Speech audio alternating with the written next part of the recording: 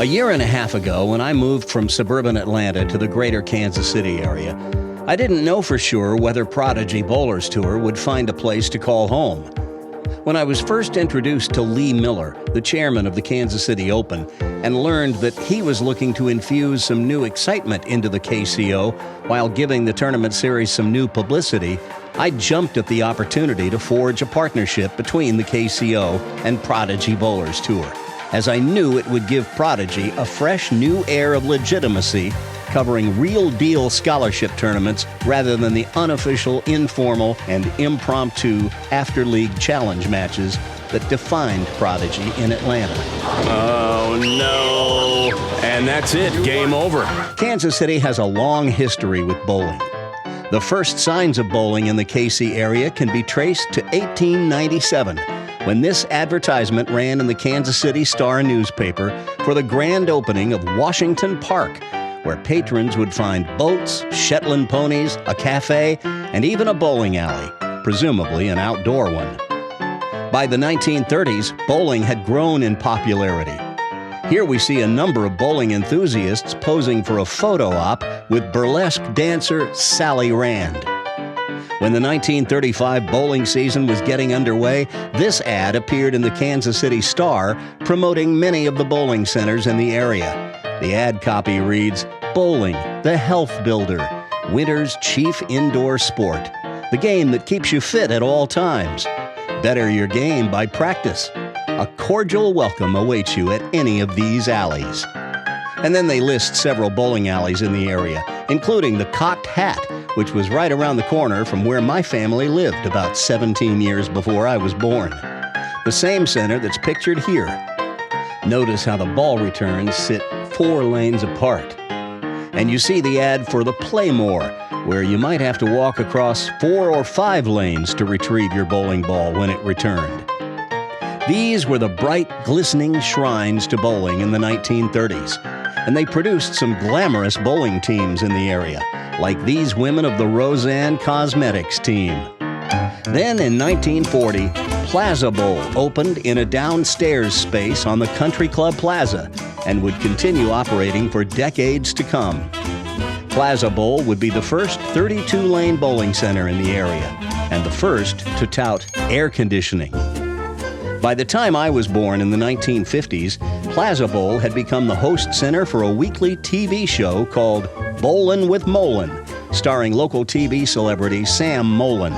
The show would feature 4 local league bowlers, 2 men and 2 women, man against man, woman against woman, for cash prizes and merchandise like toasters on the show. And the man and woman who won their matches would get a shot at the grand prize split, usually the 6-7, where if they made it, they'd win a brand new Ford from Schlossman Ford. Then in 1955, a new bowling group opened their first bowling center in the Kansas City area. The Lerner family opened up King Louis Bowl at 79th and Troost. Once they opened up a series of bowling centers in the area, this first King Louis Center would become known as King Louis East. In the early 1960s, King Louis East even hosted a weekly show on WDAF-TV called King of the Hill, where local area professional bowlers would compete for cash prizes. I bowled in the very first youth leagues at King Louis Ranch Mart in Leawood, Kansas, back when the center first opened up in 1961. But the crown jewel in the King Louis chain was the ultra-modern King Louis West Lanes in Overland Park, Kansas at 87th and Metcalf. My high school rented out King Louis West for our all-night after-prom party, and my date for the prom, Peggy Kellogg, and I spent the night bowling.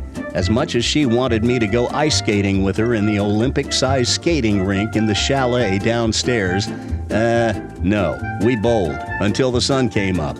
It's what I've always done. King Louis West became the longtime home of an annual PBA Tour stop, the King Louis Open. And just a few years later, it's where Mark Roth won his first national PBA title, defeating local hero Steve Jones, who had won the previous 3 matches to get into the championship match. But Mark Roth put an end to Steve Jones' climb to the top when he uncorked an unforgettable 299 in the final match. This is it. There goes. Oh!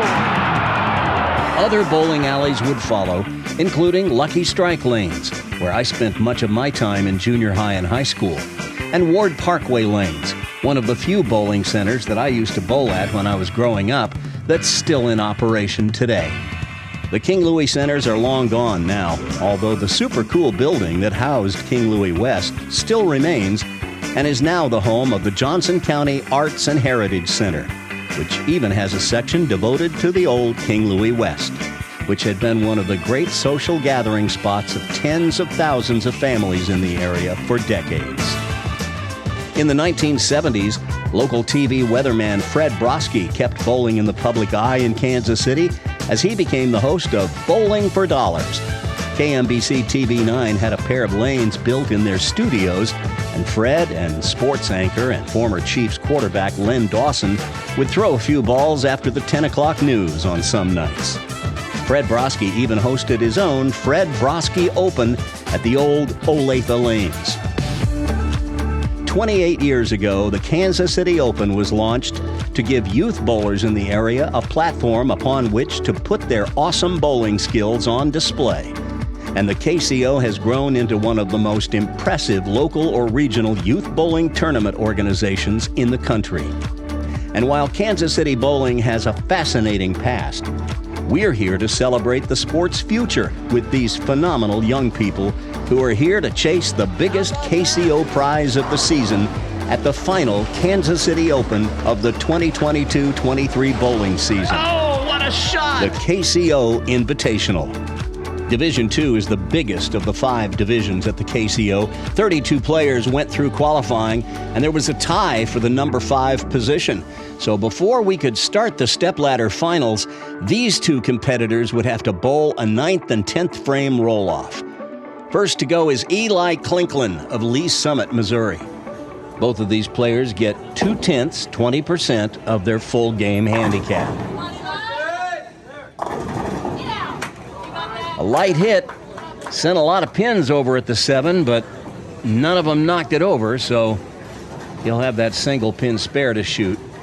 It was 1 year ago at our first Kansas City Open telecast at the KCO Invitational in 2022 that Eli was bowling on the adjacent pair to our left, and you may recall he made the 4-10, forcing his opponent to strike out in the 10th to force a roll-off.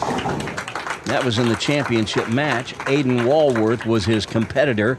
Aiden did strike out and ended up winning the roll-off. Eli finished second. He's trying to get back into the stepladder today. But standing in his way is Katie Price. Katie from Topeka, Kansas.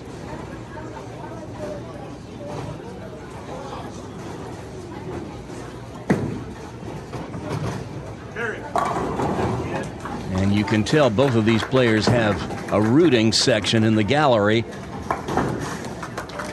Katie paced the pocket with her first ball in this roll-off for a strike.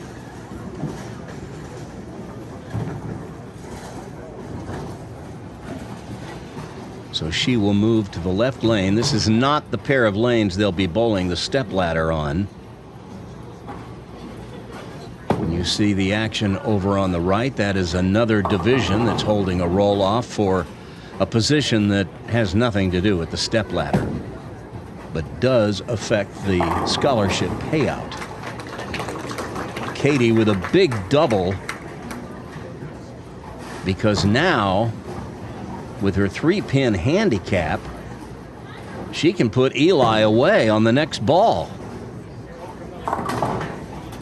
If she gets 9 here on her next ball, she'll shut out Eli and take that 5th spot in the stepladder finals. The best Eli can do is 50. Remember, Katie has those 3 pins a handicap. That could be the difference here. And there's 9. That gives her 32 in the 9th. And even if she misses this 10 pin, that'll be 51. Eli can only get to 50. So it's Katie Price who has advanced to the stepladder final. She's going to be the 5 seed. They'll finish it out here just to have a final score, but this is all academic from here.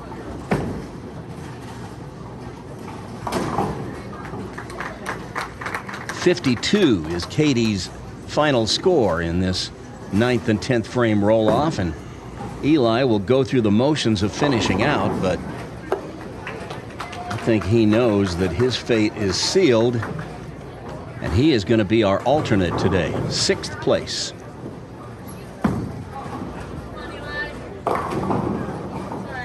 Goes through the nose, leaves the 6-9. Gets a warm round of applause from family and friends and supporters who appreciate the effort he put forth today.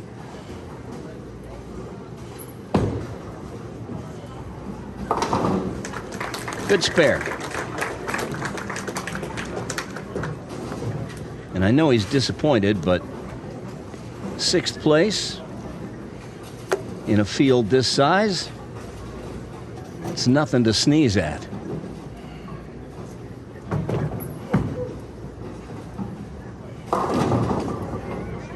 So Eli finishes with 36 in the roll-off, and our field for the stepladder is set. Congratulations. Thank you.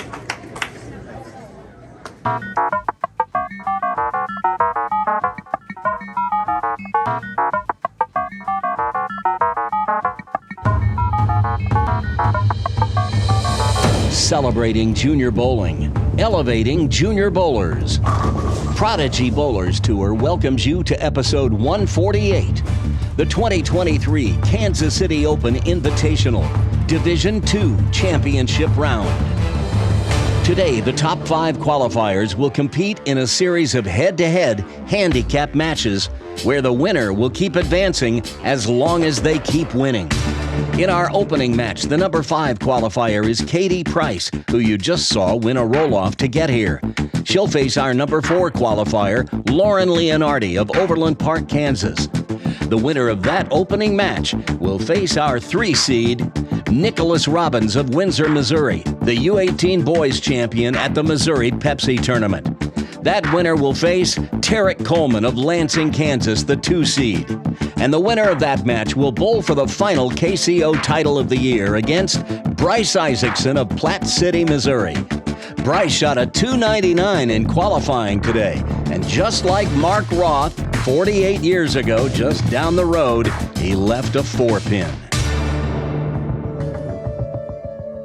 The Kansas City Open returns one last time this season to Olathe Lanes East, home of the best youth bowling program in the Kansas City area, thanks to the efforts of Susan Lowe, who looks over her junior bowlers like a mother hen, and Eric Maxwell, who not only manages the bowling center, but in January, February, and March, keeps up the website that tracks all the statistics statewide of Kansas high school bowling. To say that the people at Olathe Lanes East are committed to youth bowling would be an understatement. It's also where I'm proud to say I coach. And today, we're here to bring you the stepladder finals of the KCO Invitational in Division II. To be eligible to bowl in the KCO Invitational, players must have bowled in a minimum of 5 KCO events throughout the season. As Prodigy Land surely knows by now, the Kansas City Open splits the field into 5 divisions, with the Division I bowlers as the one group that bowls scratch given their averages of 200 and higher. Division II is the top handicap division, with bowlers averaging 180 to 199. Handicap is equal to 90% of the difference between their KCO entering average and the top of the division, which in the case of Division II is 199. Players in all 5 divisions choose whether they want to bowl in the A squad or the B squad, with spots filled up on a first-come, first-served basis. Some like to bowl on the fresh in the morning, while others prefer not to get up so early to bowl. 3 games in the morning, 3 games in the afternoon, And then the field is cut to the top 5 for the stepladder finals. Here's how the qualifying round shook out in Division II. Following the morning block, Nick Robbins got off to the fast start. He won the first 3 matches of the stepladder in Division II last month, only to get stopped in the championship match by Dylan Pollard, the Dill Pickle, who you see rode the wave of momentum from last month's win, getting off to a fast start to stand in 3rd after the morning block.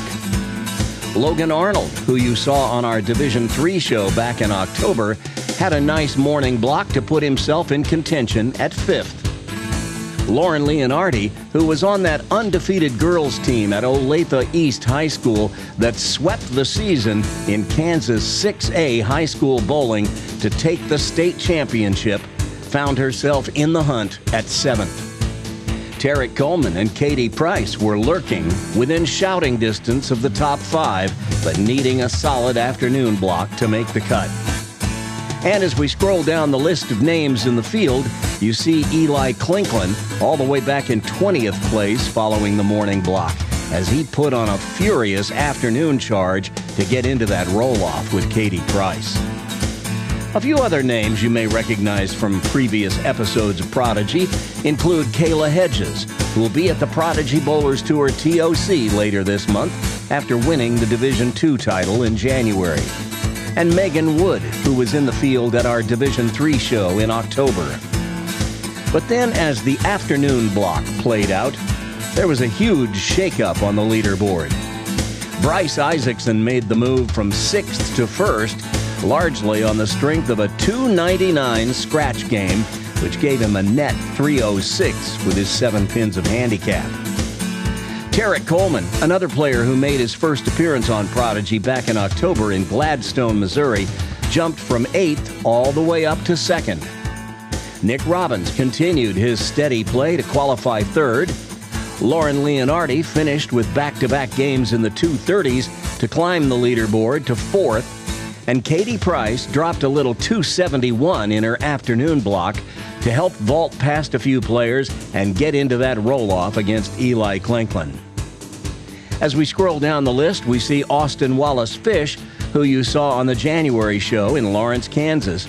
He just couldn't get out of neutral in the afternoon block, or he might have made the show today. Anthony Douglas, PJ's younger brother, who you saw win the Division III crown in Gladstone in October, finished 27th. But he and his brother PJ will be there at the Prodigy TOC on June 25th.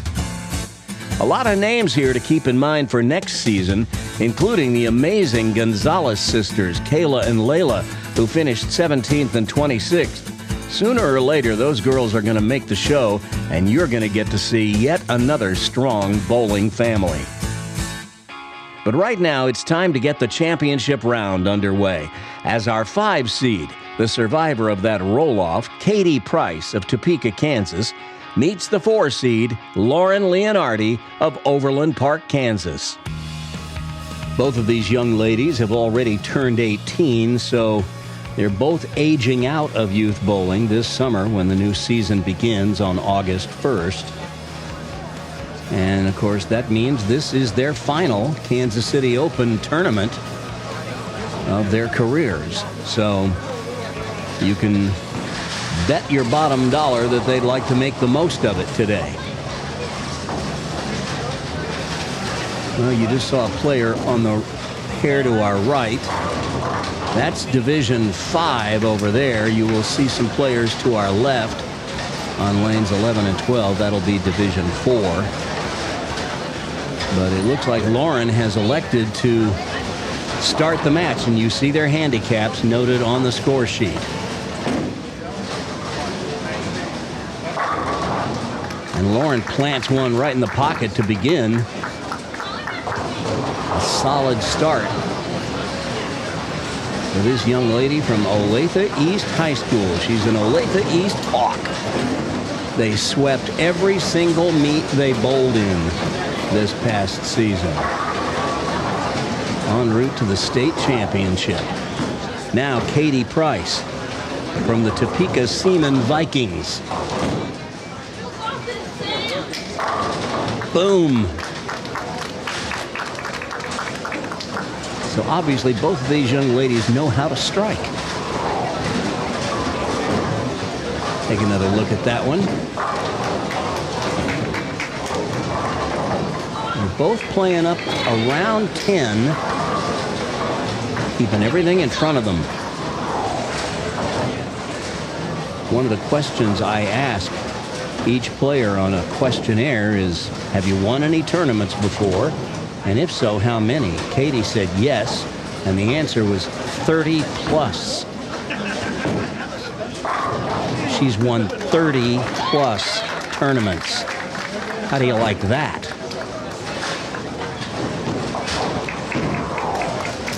Take a look at her footwork. 5-step approach, big shuffle step to start. Nice slide. Look at that foot perpendicular to the foul line.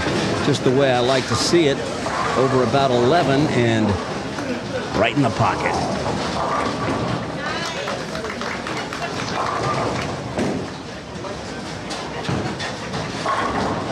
Lauren, another just powerful strike. She has a very simple game. It is very effective, and there's not a lot of moving parts to get out of position. 5-step approach. She's a planter, not a slider. She follows through straight toward her target. And that's textbook right there.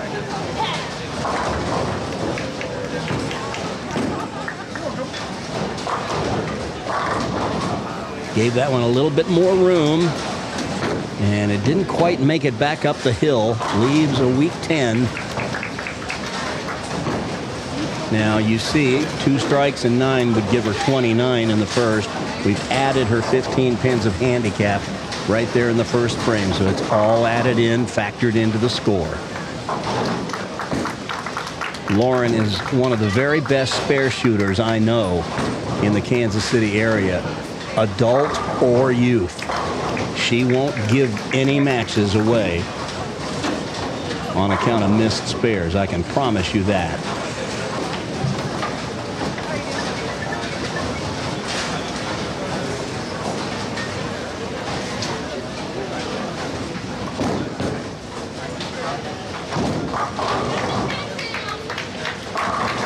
Katie, I think, with a little more hand in it. Gets them all to go, and her 17 pins are added into her score. That gives her 47 in the first frame with 3 strikes out of the gate. She's a little bit more around the ball at release, but it takes a nice big turn in the last 10 feet, and see ya pins.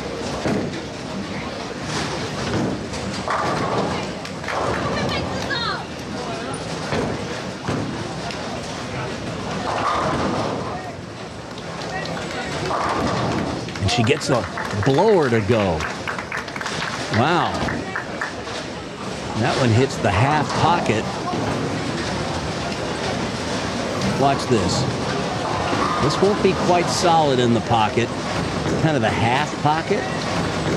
But then everything moves left. She gets just enough of it to get that 5 pin to do some damage on the left side of the rack. That's a 4-bagger out of the gate.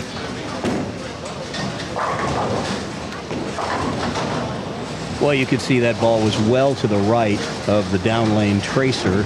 She likes to keep it around 9 or 10 normally, so she obviously missed her target to the right. It read the friction early, started hooking early, goes through the nose. Lucky to leave just the 7.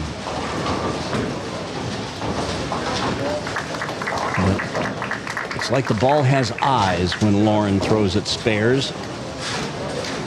Easy conversion of the 7 pin. She moves over to the left lane, and we'll try to get a little string of strikes going again.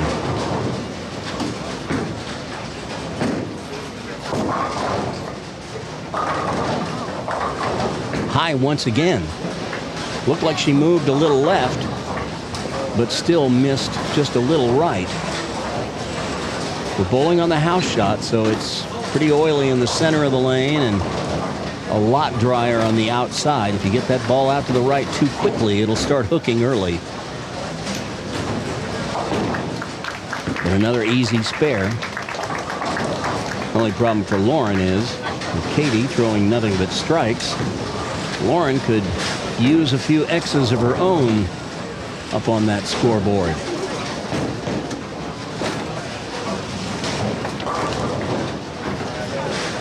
Katie will just try to stay dialed in here.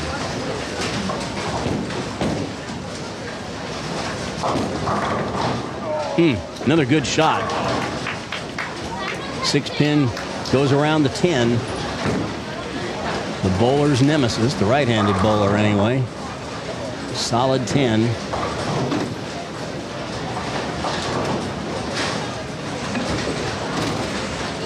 She'll move to the left side of the approach, up against the ball return, and go cross lane at this single pin spare.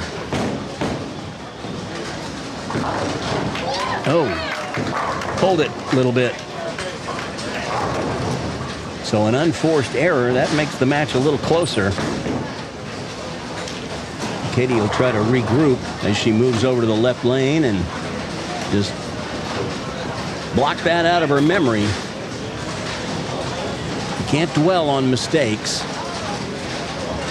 Just focus on what's in front of you right now.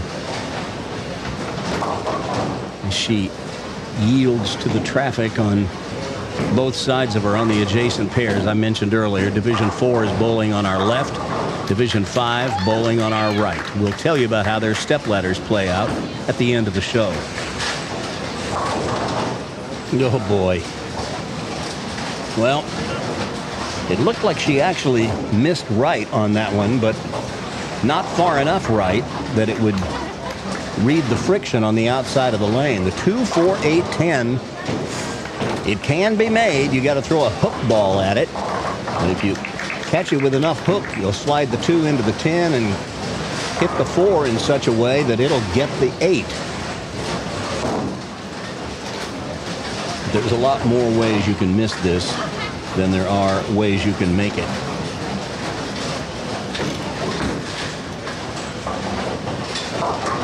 Well, she gets the 3. But that's an open frame, and now her lead is all but gone. Lauren now just 1 pin behind as she moves to the right lane.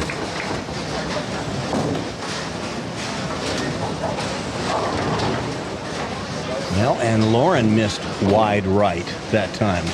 Way right. Far enough to the right that it had no chance of getting back. And now she's left a difficult spare. This will test her spare making abilities, the bucket. But she takes care of it.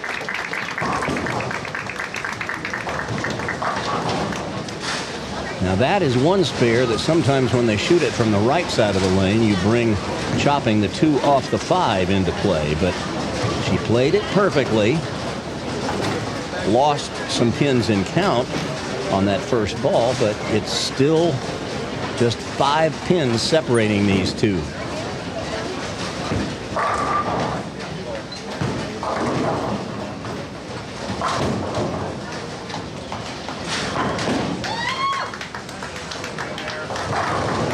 And she didn't get that one as far to the right, and it's set perfectly in the pocket. There is a solid strike for Lauren.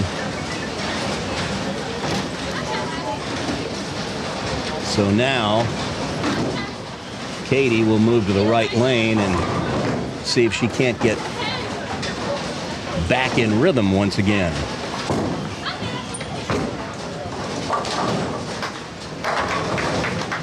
She had it going early with a 4-bagger out of the gate. Let's see if she can get back on it. There you go.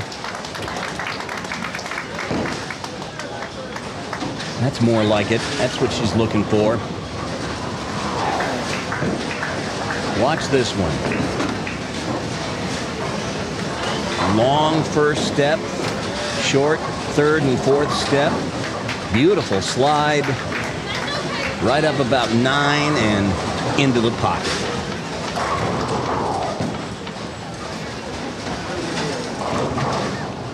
Both of these girls really good down and in players.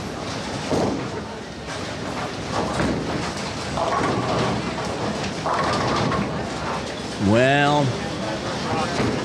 that time it looked to me like Katie just got around it a little bit more than she wanted to. When you can keep your hand more behind the ball will produce a more penetrating roll that will drive through the pins more strongly, and you don't have as much deflection, which causes you to leave a 10-pin. Now remember, the last time she left a 10-pin, she missed it on the left.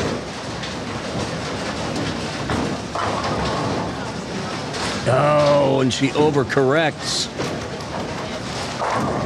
So a couple of missed 10-pins and that split, and suddenly Katie has 3 open frames to go with that 4-bagger, and that's not a recipe for victory.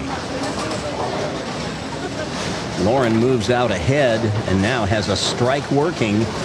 She can extend her lead to 17 with another strike here. Boom! Oh, sure, we've shown you high rev rate players on Prodigy Bowlers Tour, but there's more than one way to skin a cat in this game, and watch this. Both of these girls showing you something. A little down and in action. Follow through right toward the target. Not a lot of revs, but watch that ball turn over on the back end. Right in the hole, and see you later 10-pin.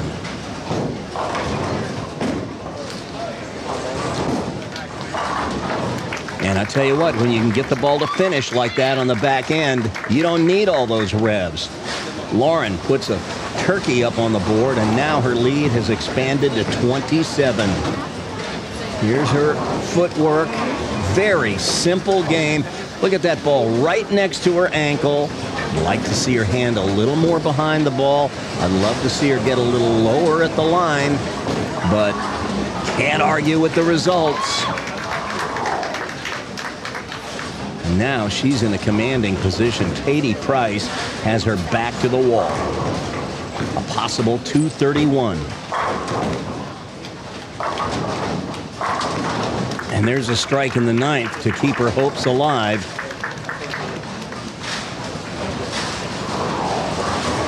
Now here's another example of this down and in shot. Not a lot of revs. You don't need them. It's nice to have them, sure. But watch this ball flip on the back end. That is perfect. Okay, 3 strikes in the 10th for 231. Lauren is going at a 238 pace. If she were to go spare strike in the 10th, she'd be 237 or so. You never know, she might short count. There's another strike for Katie. That'll cut the lead to 17. Watch it again. Boy, she is really throwing it well. We're about 9 at the break point, and down they go. 10 back. But this is the strike she's got to have. If she gets this one, she'll force Lauren to mark in the 10th and get good count.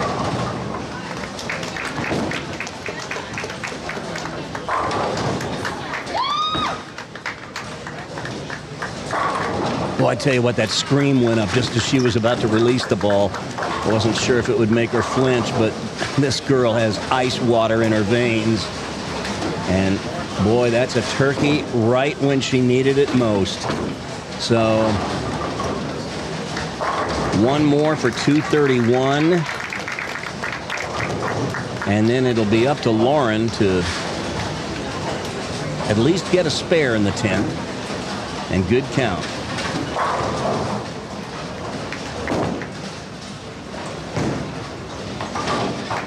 Katie's not going to surrender any pins on this ball if she can help it. All right, that's 9. That's 230. That'll win a lot of games. The question is, will it win this one?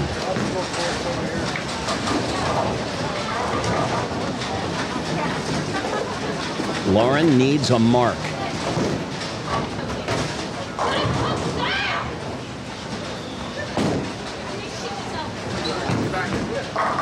Well, that's the best kind of mark to get.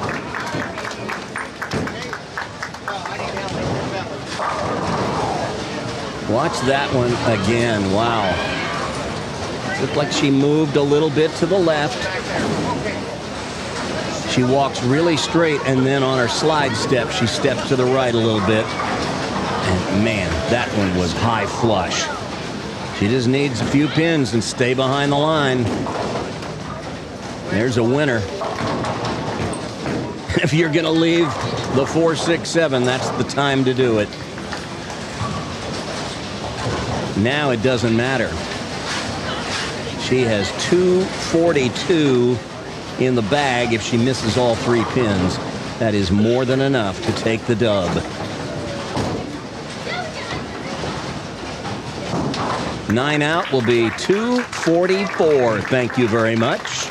And I think Katie Price might like to have those missed 10 pins over again. But she bowled well. It's just that Lauren Leonardi bowled a little bit better. And now she'll face Nick Robbins.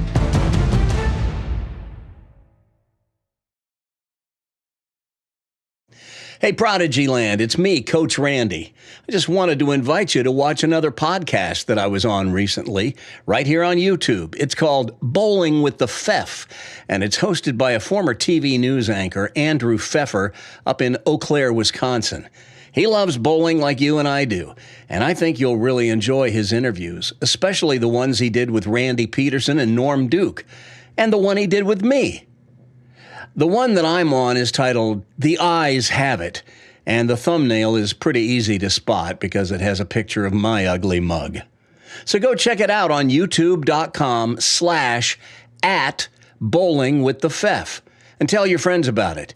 He should have more subscribers than he does, and Prodigy Nation, you're just the people to help him get there. It's youtube.com/@bowlingwiththepfeff. Look for the episode with me on it. There's some really amazing moments on the show. All right, let's get back to the KCO Invitational.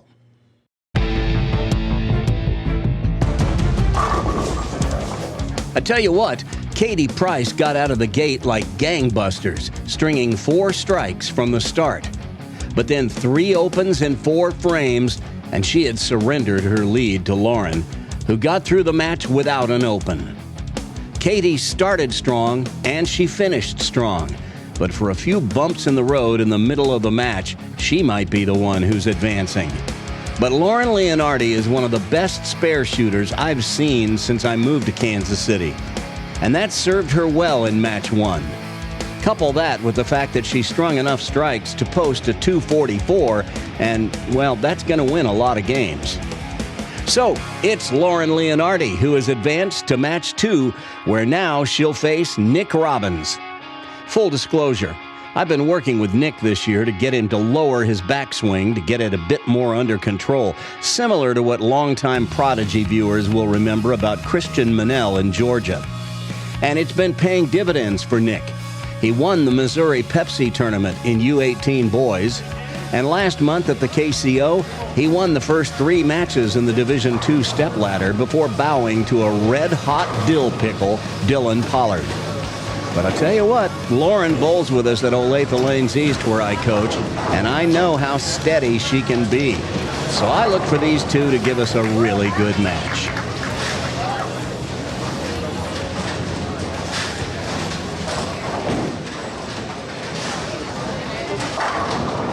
Lauren picks up where she left off in the last match.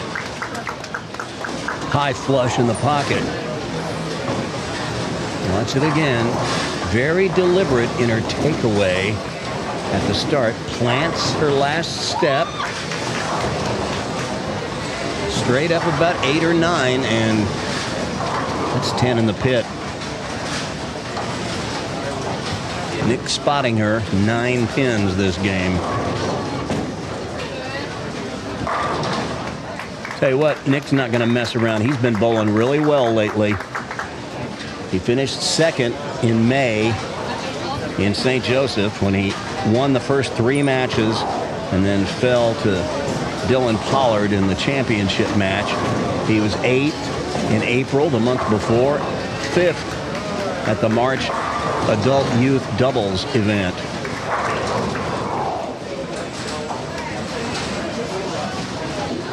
"16 years old. He's got a couple more years of youth bowling ahead if he wants to use them."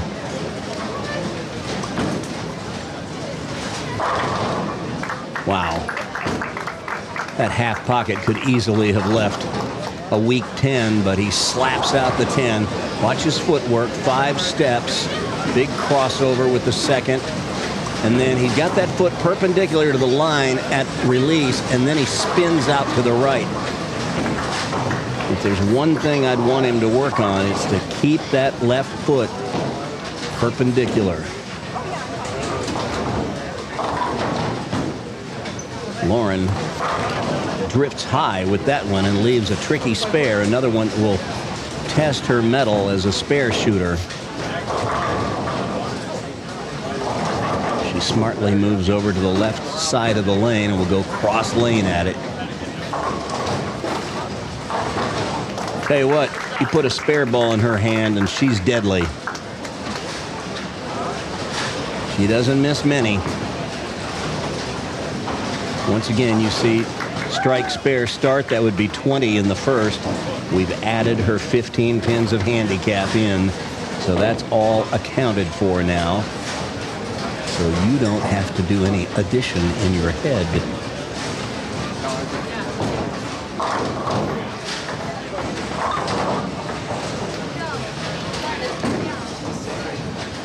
Gave that one plenty of room, and it tried to get back, but just didn't have enough juice when it got to the pocket. That 5-pin just didn't really have the energy to get over to take out the 7 with your typical swisher action, so she'll have a single pin spare. No problem here.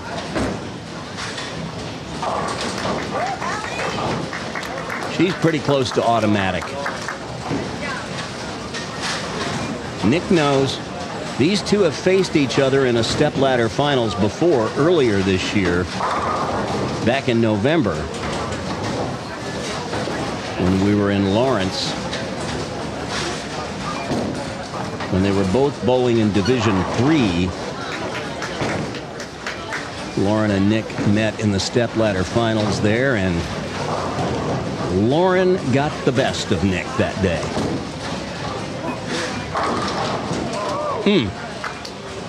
Pretty good looking shot, just a pinch high. Strike 9 would give him 29 in the first. We add the 6 pins of handicap. That gives him 35. So now his handicap pins are all added into his score as well.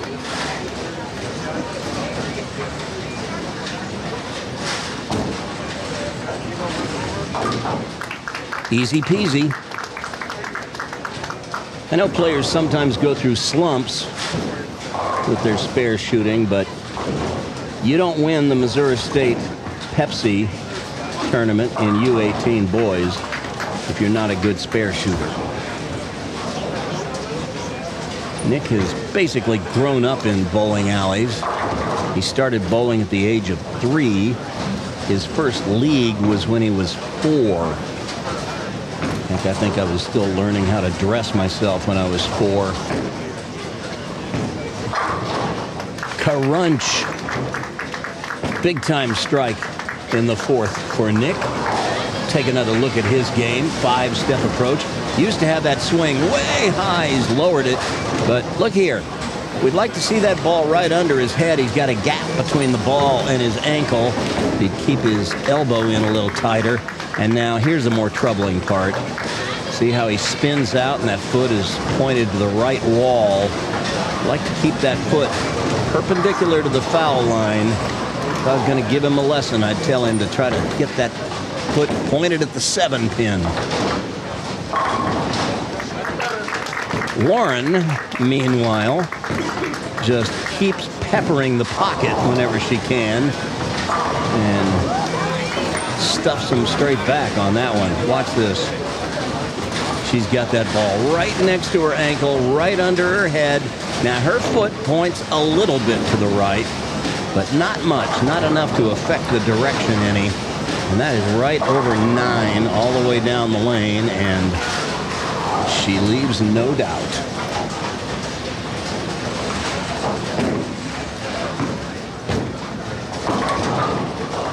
Oh, what a break. It looked like she missed right on that one, but it just gets back. Watch this. She's going to tickle the right side of the head pin. And that ball gets a piece of the 5, and the head pin goes over to the wall and takes care of the 4 and 7. Watch her reaction to it here. I think she's got a little competitive streak in her. Let's say so.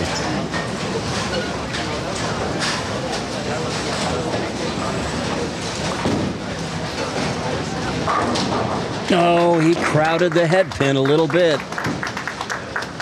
But the 2-pin did its job and tripped the 4 like a boss. Watch this. He really got a hold of this one through the release. Watch the 2-pin go to the left wall, comes back and gets the 4.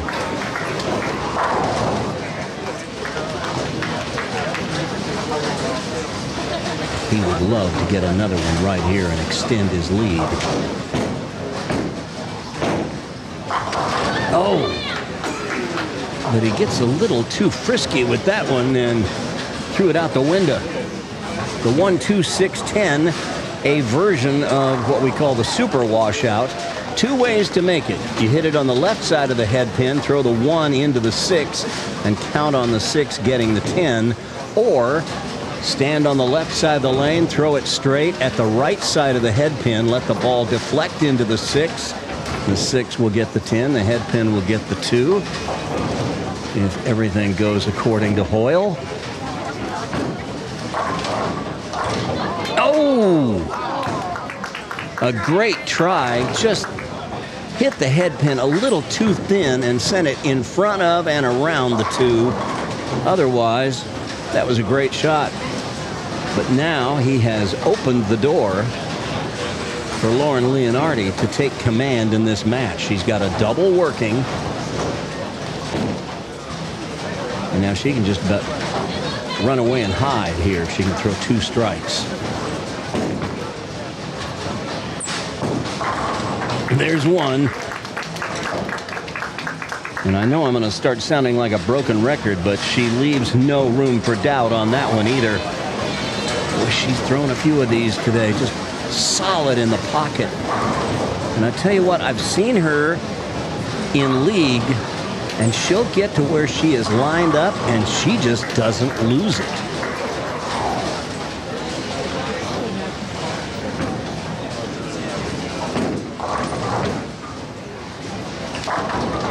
Oh, that was a good shot. Just finished maybe a fraction late. What we call behind the head pin.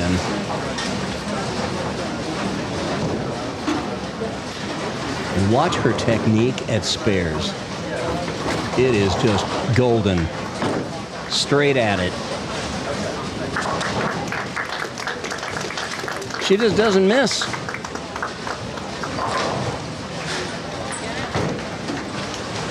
All right, Nick. No more mistakes.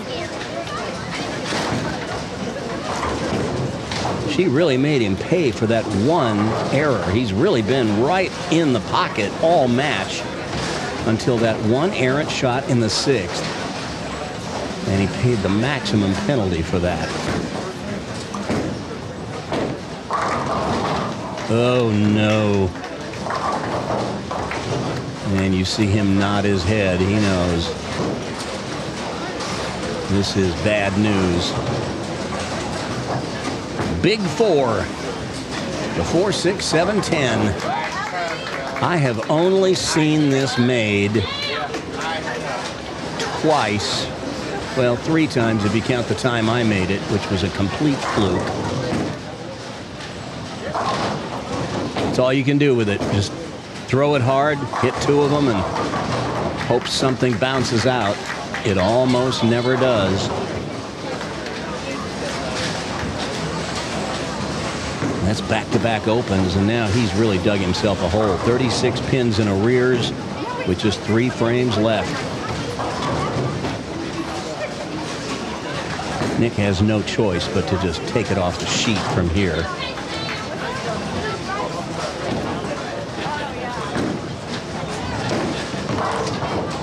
No, a thin hit. Got the 8 to go out. It's just the 2 pin, but that's not what he needs. He needs strikes. And you saw once again how his left foot spin out facing to the right. Usually when he does that, he'll miss to the right.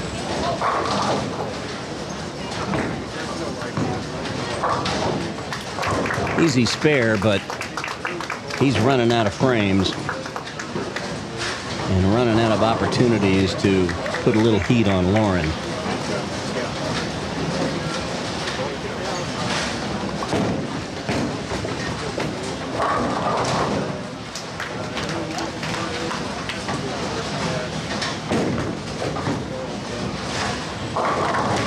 Wow.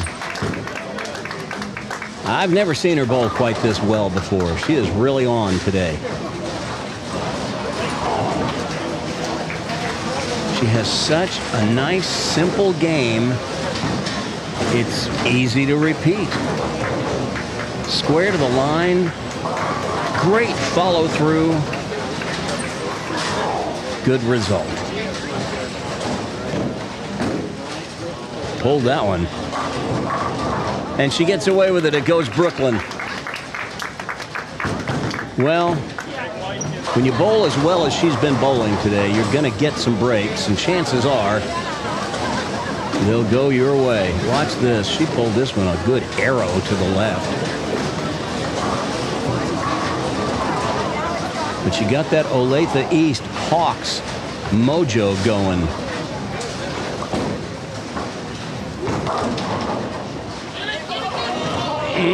Oh, another 2 pin just will not go. 9 and a wiggle is all you get, Nick.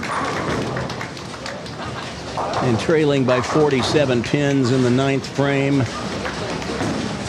I guess it's mathematically possible that he could still win this, but Lauren would just have to have an out-of-body experience or something to throw it away.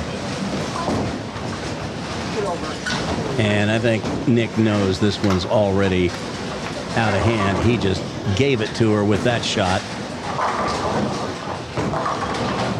But I think he knew that she just needed a few pins and count in the 10th frame, and it was going to be all over. So, well, that happens sometimes. You know you're beat, you get frustrated, you just throw one out there without really thinking.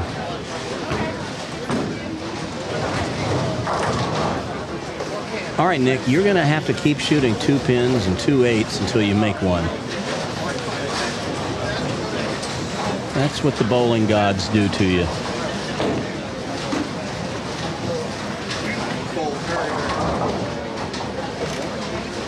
This is completely academic at this point. Lauren already has the match banked.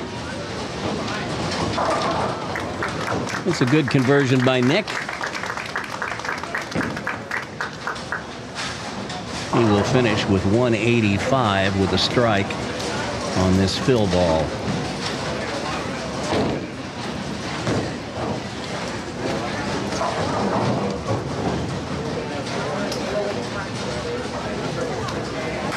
And Lauren can take a victory lap, or maybe try another ball to get another look.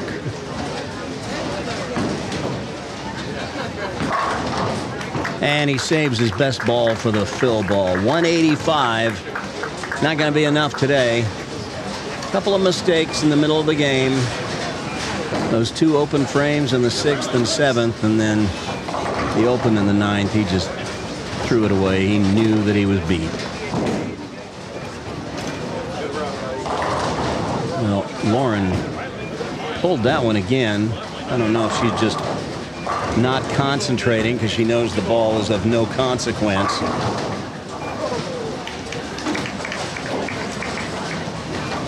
She will shoot this 10-pin. Oh, and I don't believe my eyes. She missed a single pin spare. But it doesn't matter. Lauren Leonardi has defeated Nick Robbins and is moving on to match 3. She will face Tarek Coleman when we return.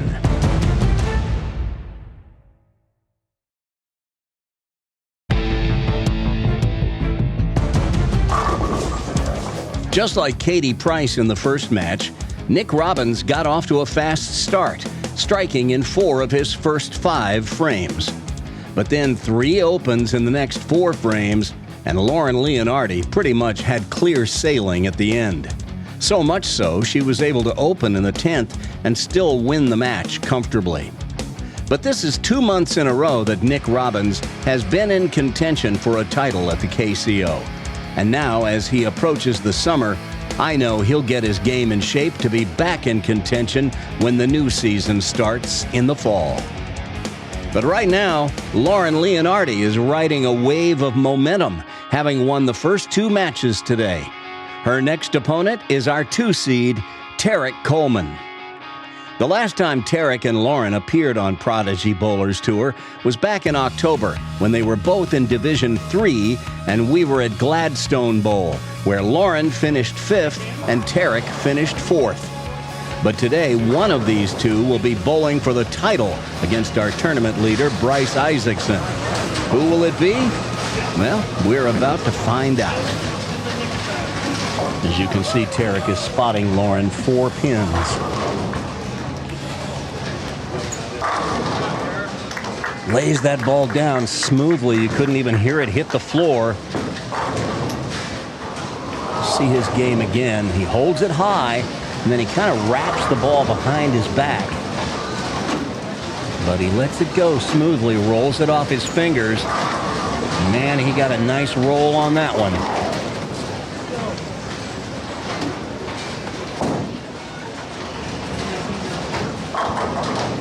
Lauren right back in the pocket where she spent most of the first 2 matches. So both players start with a strike. Watch this game. That swing just straight back, straight through, follow through, straight toward her target. She is well coached. Now she'd like to get another one.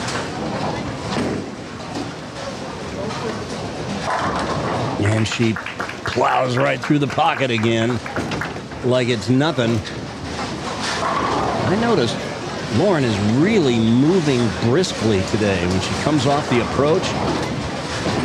I don't know if that's any indication of her mood, but she's got a little spring in her step today that I haven't seen before. I guess when you're bowling like that, you can feel pretty good about it. Oh boy. Tarek let that one get away.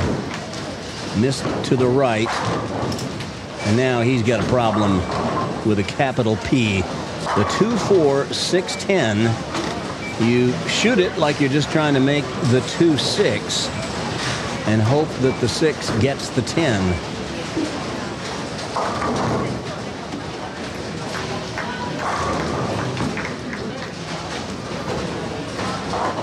Gave that one a little extra turn at the bottom, but it wasn't enough to get it over where it needed to be. And that's an open frame. And very quickly, Tarek finds himself 28 pins in arrears before he's even had a chance to catch his breath and get acclimated to this pair of lanes. Players do get 2 practice balls on each lane when they're first coming on. player who just won the previous match gets no practice balls. Tarek right back in the pocket, and that's what you like to do after a mistake and an open, is recover quickly. Here's his footwork. A little drift to the left. I don't mind that. He's a planter, not a slider. Over about 8 at the arrows, 8 at the tracers. And right in the pocket for a solid strike. And as Meatloaf once sang, 2 out of 3 ain't bad.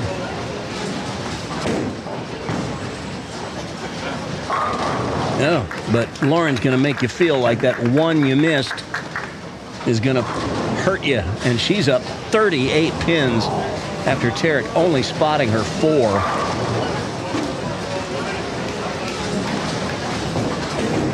That ball right next to her ankle at release.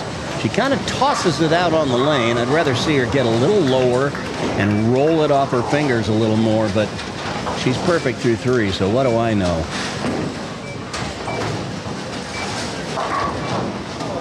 Oh man, she almost had the big 4-7-10, but the 7-10 go out and it's just a 4. And I think she can handle this one. You see, once again, we've added both players' handicaps into their scores in the first frame on the score sheet. Lauren covers the 4 with ease. And Tarek, my friend, it's time to get busy. Now, in case you're wondering, Tarek is not a member of the Bowling Coleman family that we've talked about on Prodigy Bowlers Tour. There's another Coleman family in Excelsior Springs, Missouri. He's not related. Got a little of that same luck in breaking up the split, but the 3-6-10 can be problematic all on its own, and he is still looking for his first strike on the right lane. Nick Robbins told me that the right lane was hooking about 3 or 4 boards more than the left, so it may be the key to victory. Tarek converts the 3-6-10. Let's take another look at his game. He holds the ball high at address, swings it way behind his back.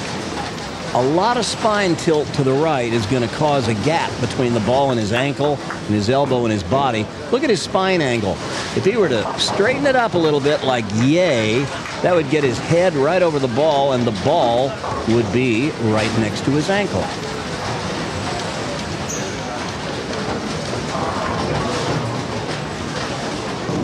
Which would make him a little bit more accurate.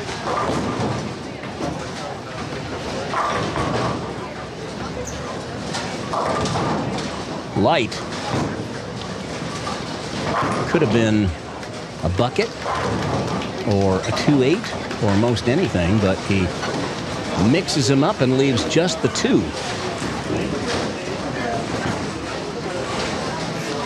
But Tarek needs strikes to catch Lauren. As he trails by 38, he shouldn't have any problem with a 2-pin. And he doesn't.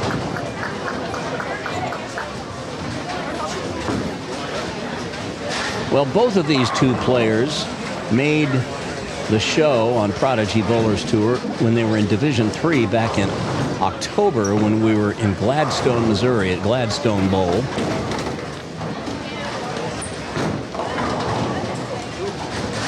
Going a little wide with that one.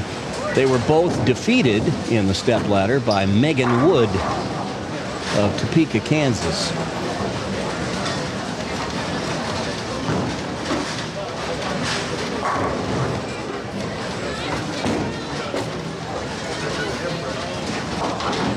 Lauren takes care of the 4-pin.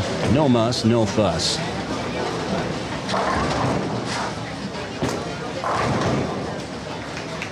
Well, I mentioned earlier that the players on our left on lanes 11 and 12, that's Division 4. Players on our right on 15 and 16, that's Division 5. We'll show you their results at the end of the show. There, Lauren with a little adjustment. She moved left that time. Kept the ball more in the oil. And bingo.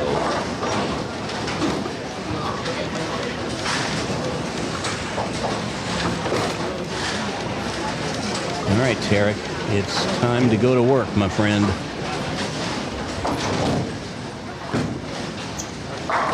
There you go. That was a perfect strike. The way they draw it up in the textbooks, the 1 takes out the 2 takes out the 4 gets the 7, the 3 gets the 6 gets the 10, and the ball gets the 5 and 9. Watch this. That is perfect. You're not going to leave any taps on a hit like that. Oh, and he gets the wall shot. That'll cut into Lauren's lead a little. Take a split screen look at this. See if he shows us anything with his reaction. This is light in the pocket. But the head pin gets out the 4, 5, and 7. And he's like, thank you very much. I know that wasn't perfect, but I'll take it.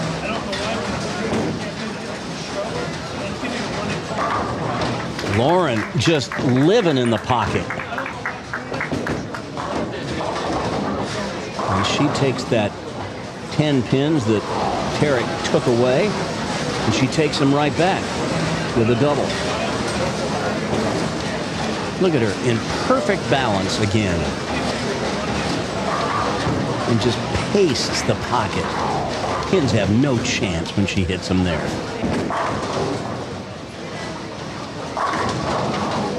Yeah, when she gets that little half pocket, that's when she'll sometimes leave that 10 pin.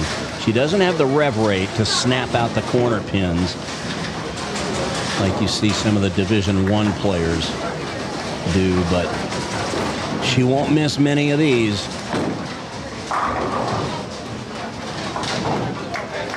She missed that one at the end of the last match when it really didn't matter, and now she may not miss another 10 pin until, oh, I don't know, maybe August.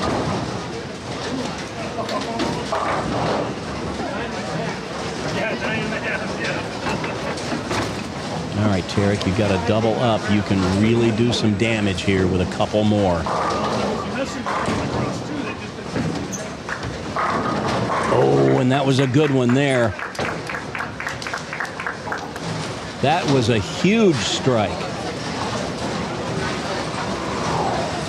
Watch this one. It looked like he gave it a little extra at the bottom of the swing just to make sure it climbed the hill.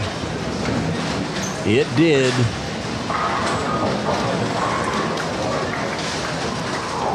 And now he can cut Lauren's lead down to 16. He seemed like he was hopelessly out of this match, but this is the shot of the match for him right now. Oh, he pulled it, but it's set in the oil. And now game on. Watch this. I think he missed left. Oh, yeah, that's left of the second arrow. Left of the tracer, but it just set for him because it was in the low friction area of the lane.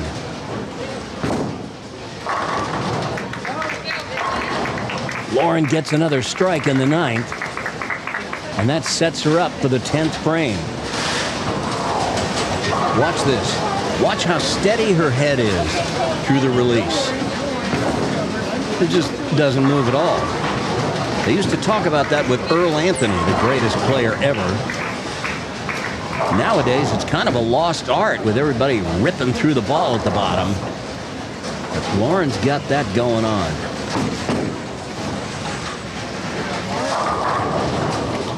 Well, she comes up a little light in the pocket, and that ball just didn't have much on it, and now she's got the 10 pin, and by not striking in the 10th, Lauren has opened the door for Tarek Coleman to get up and throw 2 strikes in the 10th and win this match. She's got to make this.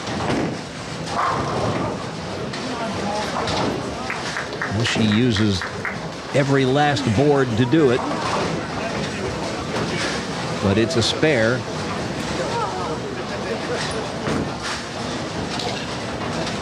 So now get all you can just in case count comes into play at the end. All right, there's 9. That's a 241. So here's the situation. Tarek Coleman can win this match with a double in the 10th and 6 pins on his fill ball. But he must strike on the first and second balls in the 10th to get it done.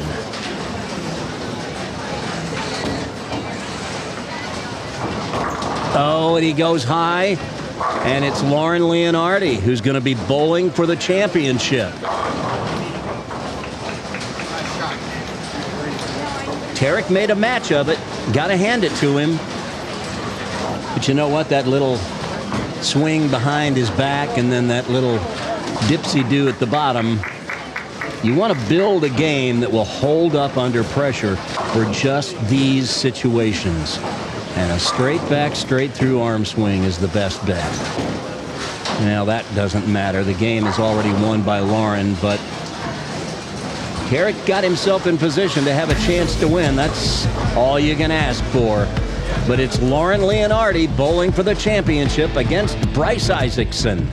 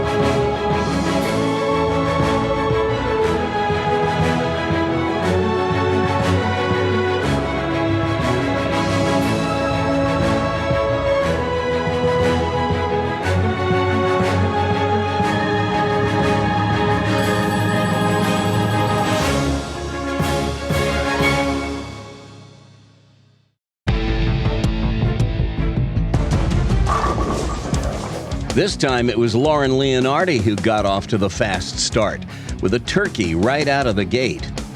But when you look at the score sheet, Tarek Coleman didn't bowl a bad game. He left a split in the second frame, which put him behind early. But then he stayed within shouting distance of the lead the rest of the way. And when Lauren failed to strike in the 10th, Tarek's four-bagger in frames 6 through 9 set him up to have a chance to win in the 10th. But his first ball in the 10th frame came up high, leaving the 3-6, and that was that. All in all, it was a good day of bowling for Tarek Coleman, and he's got a couple more years of youth bowling ahead, so he'll have other chances. But Lauren ages out of youth bowling this summer, so this is her last KCO, and I know she'd love nothing more than to win her last tournament in the area. But standing in her way is our tournament leader, Bryce Isaacson, who fired a .299 in qualifying today to leapfrog past a number of players to get into the top spot.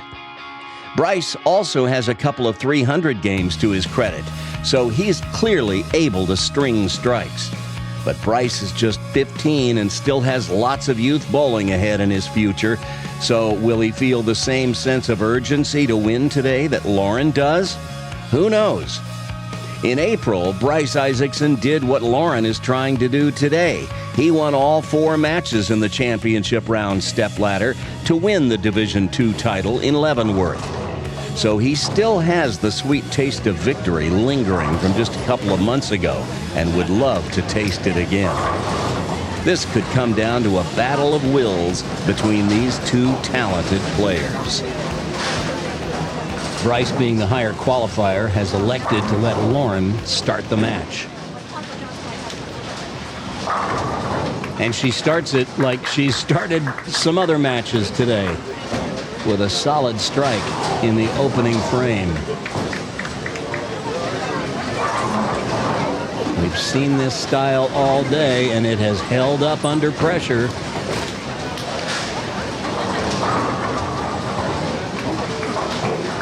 Any questions?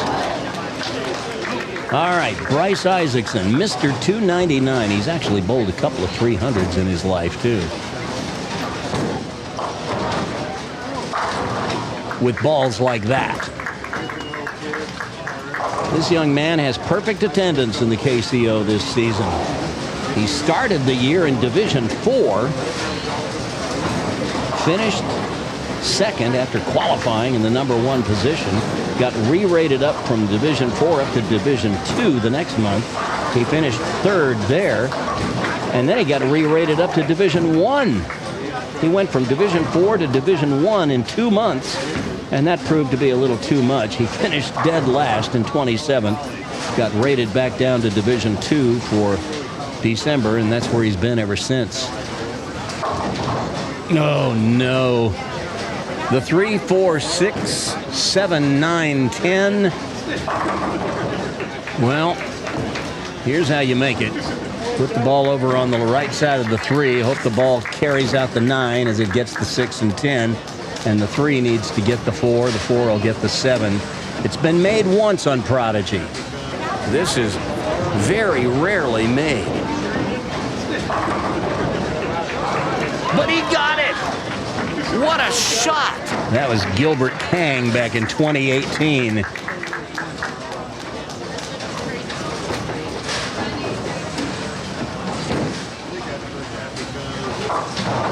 Well, Bryce doesn't have quite the same success with it. And an open frame hands the lead to Lauren. This is going to be Lauren's best finish no matter what happens. She's never won a youth bowling tournament.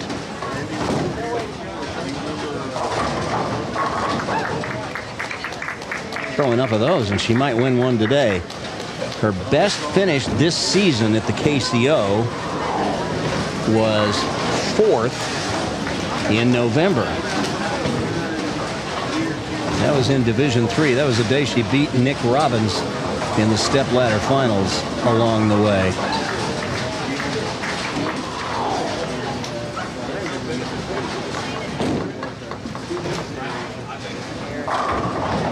There's another one. She's just not letting up. Here's her footwork. Very methodical and a very straight approach. Over about 12 at the arrows. She's swinging it out a little farther now. Opening up the lane, and she gets another strike. All right, Bryce, you're going to need to bring it.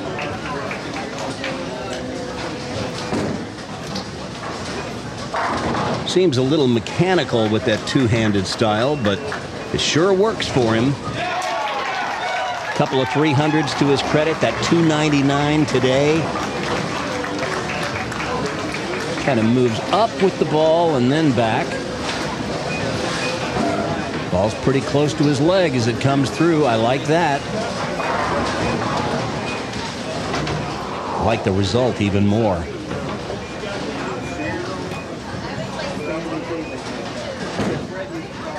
All right. Now he's got to figure out this lane.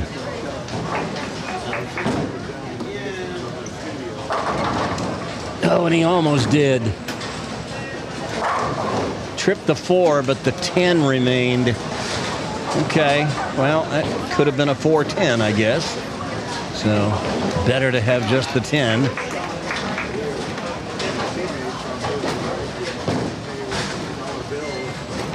Very deliberate. Takes care of the spare, though.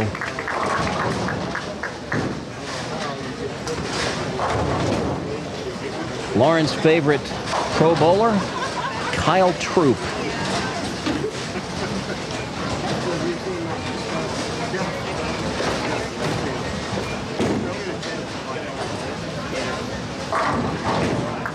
Well, Kyle Troop would be proud of a shot like that.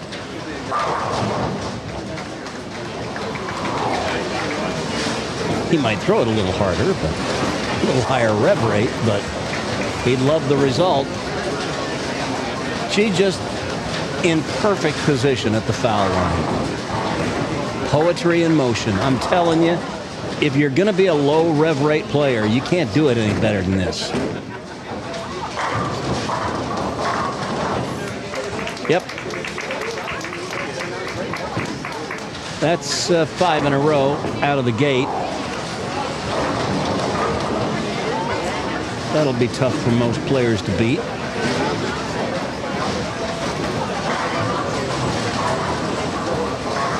She is just dead solid perfect with almost every ball.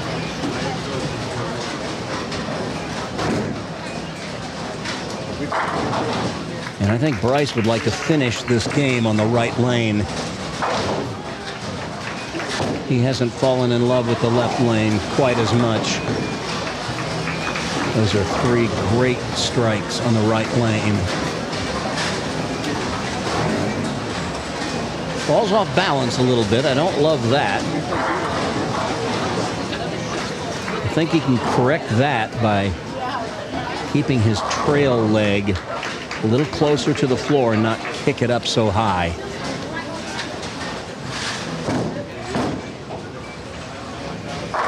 That's what he's looking for. He gets that light swisher. And now he's cooking with gas. Here's Bryce's footwork. 5-step approach. Short first step. Doesn't really have much of a crossover with his second. And he's a planter, not a slider. Playing deeper on the lane as he shapes the ball a little bit more. Higher rev rate, a little more axis rotation. And that was perfect.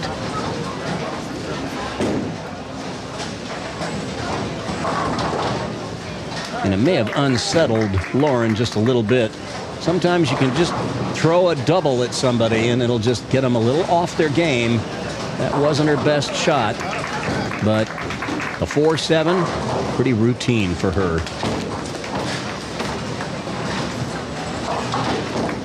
No problem. Lauren with a 52-pin lead. And Bryce hasn't bowled a bad game. He had 1 errant shot in the second frame, and boy, Lauren has made him pay. She's right back in the pocket again. Goodness gracious. Well, she's thrown a lot of these. They look pretty similar. We'll take the 3-up look at Lauren in the 3rd, 5th, and 7th frames. These look like the same shot to me, but they're not. How similar were they? Well, we'll be able to tell when we lay them on top of one another in the Prodigy Bowlers Tour exclusive 3-deep look. That is just perfect mechanics for somebody with a low rev rate. You'd swear that all 3 of those were the same shot, but as you can see, they weren't.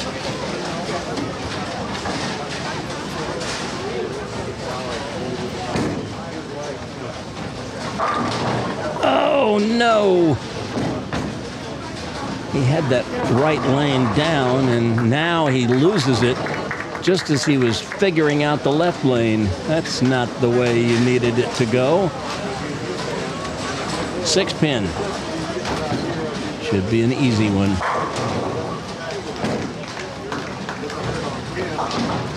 All right.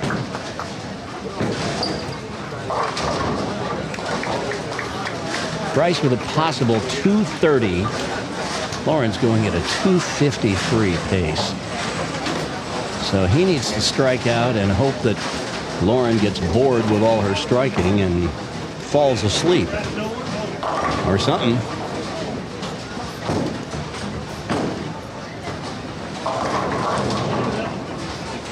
But instead, he goes wide, leaves the 2-8, and this spare is no joke.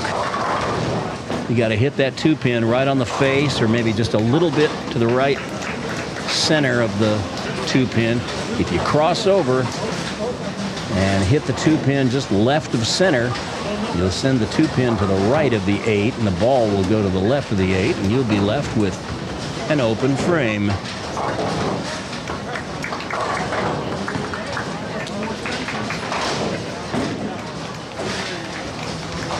Oh, he doesn't get enough of the 2-pin, and the ball deflects to the right of the 8. And so, Lauren, I think you are in the driver's seat.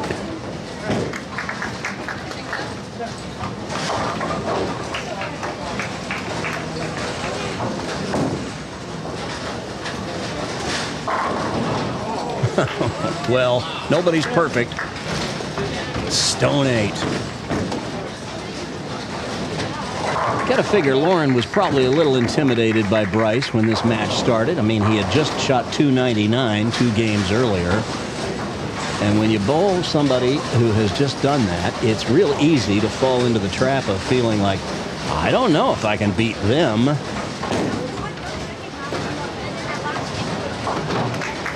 But I had a little different take on that. A number of years ago, I was bowling in a stepladder at a tournament, which I ended up winning by some miracle. And the player who bowled just before my match, they shot a 260 something to get into the match to face me. And my thought was, I'm glad they got that out of their system. And I think that's the way to approach it. Lauren, with that strike, wins her first ever youth bowling tournament in her last ever sanctioned youth bowling tournament. How about that? And in the process, she grabs the final invitation into the Prodigy Bowlers Tour Tournament of Champions. There's that strike on the right lane that he could have used back in the 7th to keep his string going, but it's all water under the bridge now. Bryce looks to me like he kind of muscles the ball through his swing. If he could get a little freer with that arm swing, even two-handers need to let gravity do some of the work. A swing that has too much muscle in it won't hold up under pressure very often. I think the goal of every player is to build a swing that will repeat when the nerves are jangling.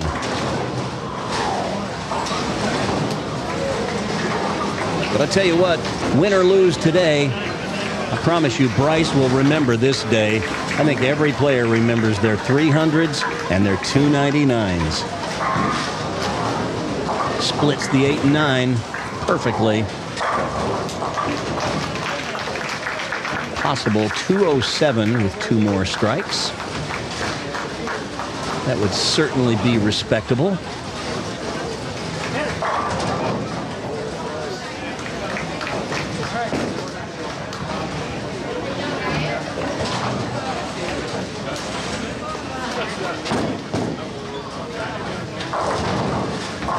Well, he's going to show us how to make the 2-8 this time.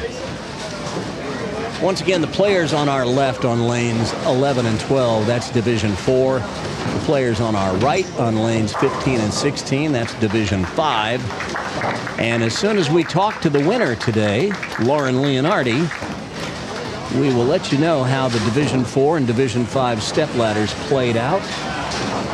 And we'll recap all their games.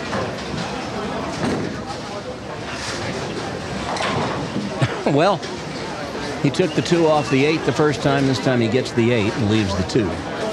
But It's all academic. This young lady has won her first youth bowling tournament. That is quite something. And she did it in style.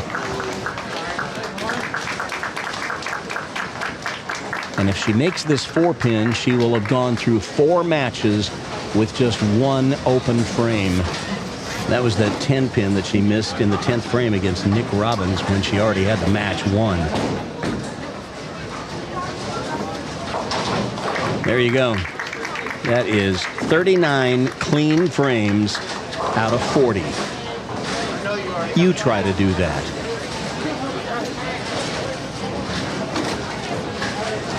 That's very impressive.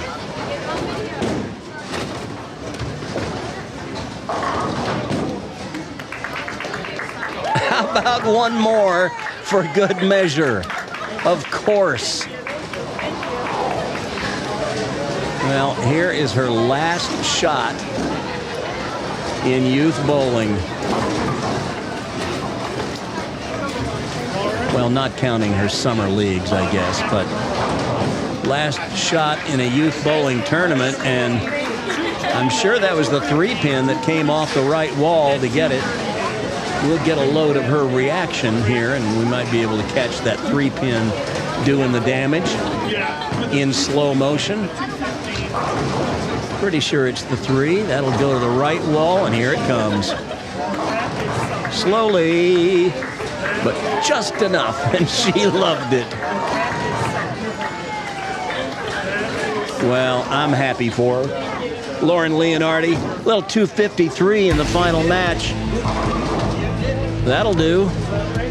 We'll talk to her and get her to sign the coveted trophy pin next.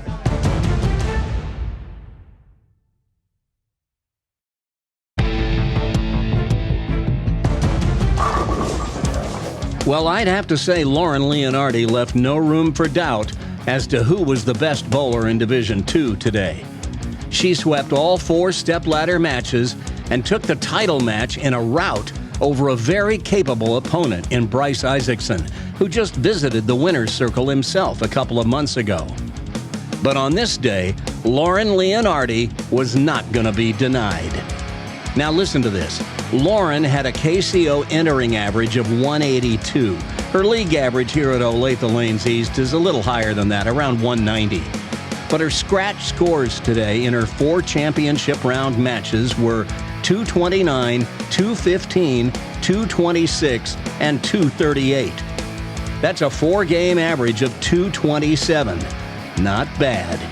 In her very last youth bowling tournament before aging out this summer, this is her first time winning a singles bowling tournament of any kind. And she sure picked a good one to win with a $1,350 first prize in Smart Scholarship money, which I know will come in handy this fall. Anyway, she's beaming, so we better not make her wait another minute to visit with her and get her to sign the coveted trophy pin. Unbelievable. Well, actually, it shouldn't be that unbelievable. She's used to winning championships. Lauren Leonardi from the 2023 Kansas High School 6A? Yes. State champion girls bowling team that went undefeated. And I believe it was just last month in St. Joe that one of your teammates won in Division III. And here you are showing the world that at Olathe East, we can bowl. Yes, we can. Lauren Leonardi, congratulations. Thank you. What happened today? Well, I don't know. I just was confident. I was like, when I saw them re-oiling, I was like, okay, like this is good because I do really well in fresh oil, and then I just started throwing it, and it was working, and I was just confident in myself, and I think that's what helped me was being confident. Because usually going into these things, I get really nervous going against like 200 bowlers and boys, and I'm like, this is so scary. But I think I was confident, and I think that helped me lead to winning today. You beat the guy that shot 299 in the tournament today, so you had to be a little nervous. I was totally nervous. I was like, this is the guy who shot 299. Like, I don't know if I'm going to be able to do that. Well, did you learn a lesson today? I did learn a lesson. Just stay in there. Make sure you pick up your spares, because I think that's really important. Spares win games. Well, I've told you before, there's only one girl I've known in my life who is a better spare shooter than you, and she's a back-to-back junior gold national champion, Annalise O'Brien. But you are the best spare shooting girl I have seen in the Kansas City area. And you are something special. Thank you. And you're just a pretty awesome person, too. Now, here's a little known fact for Prodigy viewers. As they may recall, I missed the tournament in February because I was in the hospital with an injury from a car accident I sustained in January. And Lauren Leonardi knows the girl who was in the other car. She's my neighbor. Yeah. She's okay? Yeah, she's very okay. Okay. Well, I'm glad to know that. And I'm glad to know that you're okay, too. Yes, very okay. Now, you know what this means. By winning on Prodigy, you get to sign the coveted trophy pin. And even better than that, it makes you eligible for the Prodigy Bowlers Tour Tournament of Champions right here in your home bowling center on the 25th. Okay. So circle it on the calendar, the 25th, check in at 9:30. Okay. Sign the pin, put your name and today's date on there. Lauren Leonardi, our latest champion on Prodigy Bowlers Tour, and she did it in style with a 238. Is that scratch or is that the handicap number? I don't know. We'll find out when we're putting the show together, but oh my gosh, she finally made it to the winner's circle. We saw her in Gladstone all the way back in October in Division 3, and today in Division 2, she said, I am here to play. Congratulations. Thank you. As we mentioned earlier, the bowlers to our left on lanes 11 and 12 were the finalists in Division 4. And here's how their championship round played out. In the first match, the 5 seed, Grace Coleman, who you saw win the Division 4 crown in Leavenworth in April, defeated Leah Wilson, the older sister of young Adam Wilson, who you saw bowl in the March Adult Youth Doubles Tournament in Division 5 with his dad, Russ. The score in that opening match, Grace Coleman 204, Leah Wilson 150. Then in match 2, Grace kept her winning ways going, defeating Emma Powers 171 to 158. But in match 3, Grace ran into Joseph Anderson, the little brother of Mike Anderson, who joined me in the broadcast booth for the Division 1 show this month on episode 147. Joe also appeared with his grandfather at the December Adult Youth Doubles Tournament. Joe stopped Grace's march to the top 181 to 156. But in the championship match, it was Colton Boob who grabbed first prize by a score of 190 to 171. Now listen to this. In March and April, Colton took first place in Division 5. Then he got rated up to Division 4, where he made the stepladder his first time out, finishing 5th in May. And today, 1 month later, he won for the 3rd time in 4 months, this time in Division 4. This kid is unstoppable. So congratulations to Colton Boob, not only for winning today, but for having a great spring at the KCO. And as we mentioned earlier, bowling on our right today on lanes 15 and 16, that was the Division 5 group. And here's how their stepladder finals went down. In the opening match, Samantha McCoy got past Allison Deere 157 to 115. But then in match 2, the 3 seed Ellie Blyenberg won a close one over Samantha McCoy 157 to 153. Then the 2 seed, Kaylin Melvin, got the best of Ellie in match 3, 161 to 146, setting up the championship match. And there, the tournament leader, little Adam Wilson, who we mentioned a few minutes ago. You saw him and his dad bowl the Division 5 Adult Youth Doubles Tournament in March at Aaron's Family Fun Center. But today, Adam fended off his challenger and won the KCO Invitational in Division 5 by a score of 182 to 159. It was the 2nd year in a row that Adam has won the KCO Invitational in Division 5. So congratulations to Adam Wilson. On our last show, We told you that the Division III winner was Emory Nestor. And you saw Nolan Nash win the KCO Invitational in Division I to become the only three-time winner this season on Prodigy Bowlers Tour. So once again, congratulations to all 5 winners at the 2023 KCO Invitational. This was the final Kansas City Open of the 2022-23 season, but not the final Prodigy Bowlers Tour Bowlcast of the season. We've got one more to go. The 2023 Prodigy Bowlers Tour Tournament of Champions will be held Sunday, June 25th at Olathe Lanes East. And all the kids who won in a featured division on the show this season have been invited to participate, and they've all RSVP'd. So look for that blockbuster double feature episode to drop on Saturday, July 8th at 1 p.m. Eastern, 12 noon Central. I want to extend a special thanks to Lee Miller, the chairman of the Kansas City Open, who runs a fantastic organization, and all his board members who volunteer their time to put on these tournaments for the kids. They are all to be commended for the work they do. But much of what I do couldn't be done without the assistance of Lee Miller. So I thank you, Lee. The KCO will return this fall, of course, and Prodigy will be there to cover it. Look for the KCO schedule to be announced on their website at www.kansascityopen.com. If you're interested in bowling in a KCO next season, you'll find everything you need to know about the tournament series right there on their website at www.kansascityopen.com. If you'd like to support the creative work that goes into producing Prodigy Bowlers Tour, become a Prodigy patron. For just $5 a month, you get early access to all our full-length episodes. And for just $10 a month, you get early access and you become an executive producer, which means your name will appear in the closing credits of each full-length episode. Visit www.patreon.com/Prodigy Bowlers Tour and follow the prompts to become a Prodigy patron.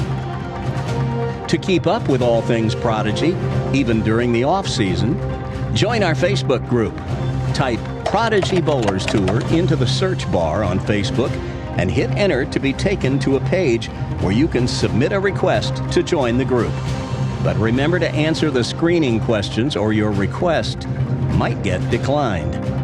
Finally, if you like these Prodigy Bowlers Tour videos, leave a thumbs up when you watch the video and subscribe to the channel. Smash that subscribe button. It doesn't cost a thing, and it really helps grow the channel and helps me get paid a few more nickels by Google, which owns YouTube. So absolutely, hit the subscribe button and tell your friends about the channel. So that's a wrap for the 2022-23 Kansas City Open season. Congratulations to all the winners at all the KCO tournaments this year. We started in Olathe, went to Gladstone, Missouri, Lawrence, Kansas, back to Olathe, Lawrence, Leavenworth, Kansas, Olathe again, Belton, Missouri, back to Leavenworth, St. Joseph, Missouri, and we ended the season right back where we began, here in Olathe, Kansas.